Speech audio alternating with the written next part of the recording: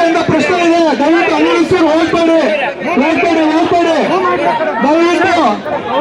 ದಯವಿಟ್ಟು ಅನಿರುದ್ಧ್ ಸರ್ ಕ್ಷಮೆ ಇರಲಿ. ಅನಿರುದ್ಧ್ ಸರ್ ದಯವಿಟ್ಟು ಅಭಿಮಾನಿಗಳ ಕಡೆಯಿಂದ ಪ್ರಶ್ನೆ ಇದೆ.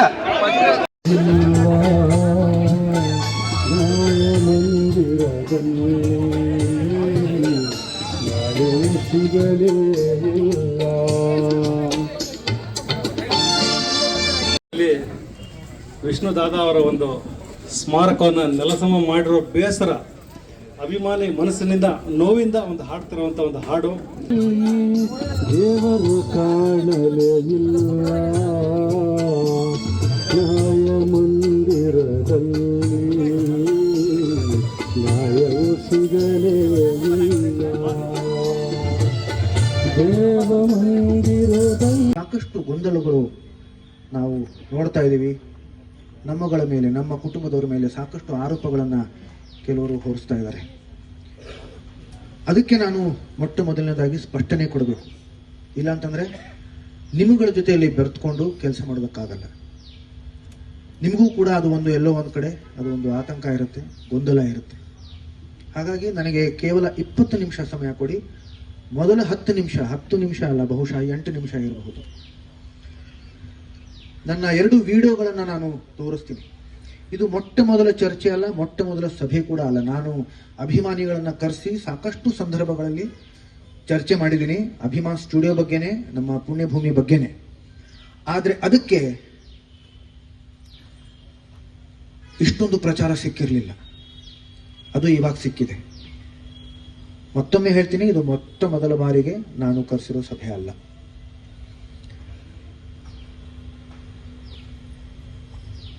ಆ 2 ವಿಡಿಯೋಗಳನ್ನ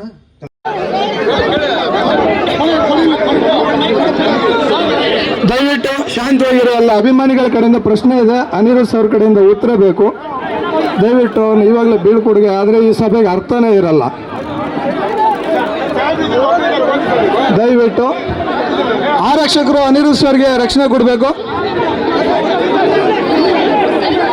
ದಯವಿಟ್ಟು ಅಭಿಮಾನಿಗಳು ಶಾಂತಿಯುತವಾಗಿ ವರ್ತನೆ ಮಾಡಿ. ಆರಕ್ಷಕರು ಸ್ವಲ್ಪ ರಕ್ಷಣೆ ಕೊಡಿ.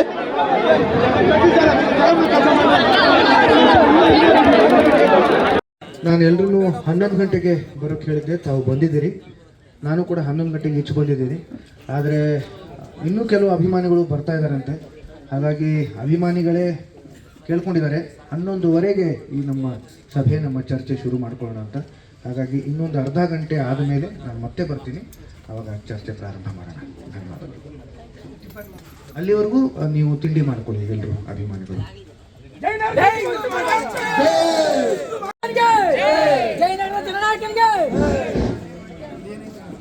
ಚಿನ್ನದಂತ ಮಗ ಡಾಕ್ಟರ್ ವಿಷ್ಣುವರ್ಧನ್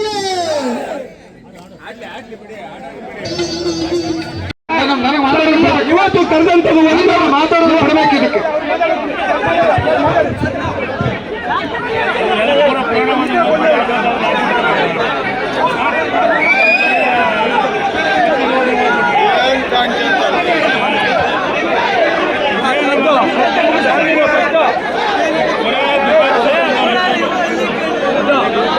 ಎಲ್ಲರೂ ಕೂತ್ಕೊಳ್ಳಿ.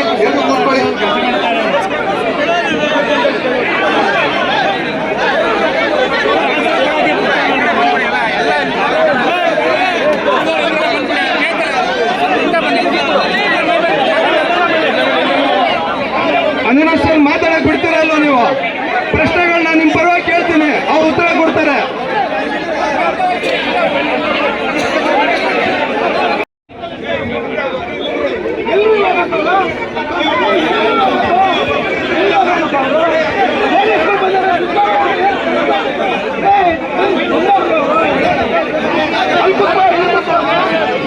ಹಲೋ, ಸುಮ್ಮನೆ ಇರೋಪ್ಪ, ನಾನು ಮಾತಾಡೋಣ. ಯಾಕೆ ಹಿಂಗ್ ಆಡ್ತಾ ಇದ್ದೀರಾ?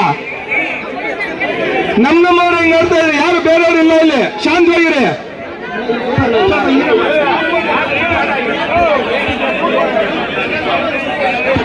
Hello sir, hello.